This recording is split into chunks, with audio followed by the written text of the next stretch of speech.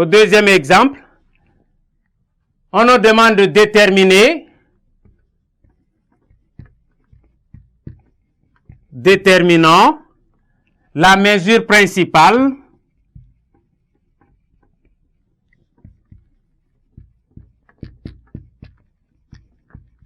de l'angle orienté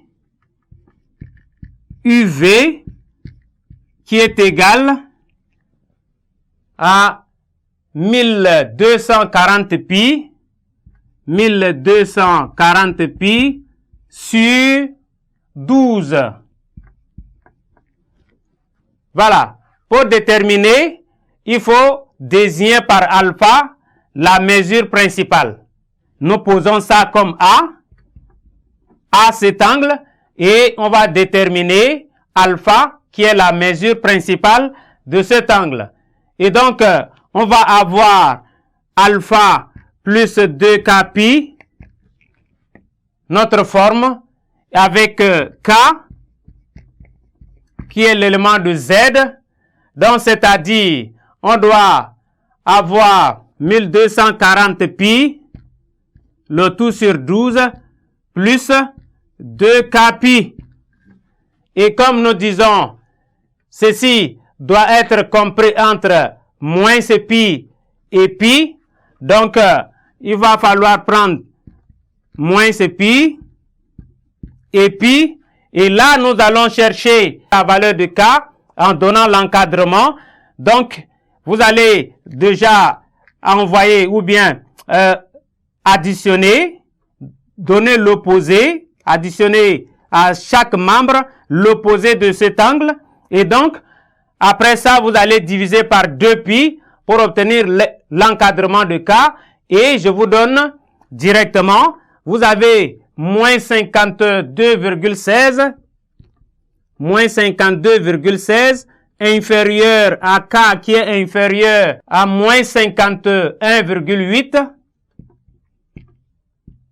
moins 51,08. Donc, quel est l'entier relatif compris entre moins 52,16 et moins 51,08.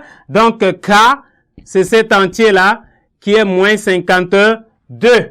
Et donc, vous revenez maintenant, vous remplacez K par sa valeur.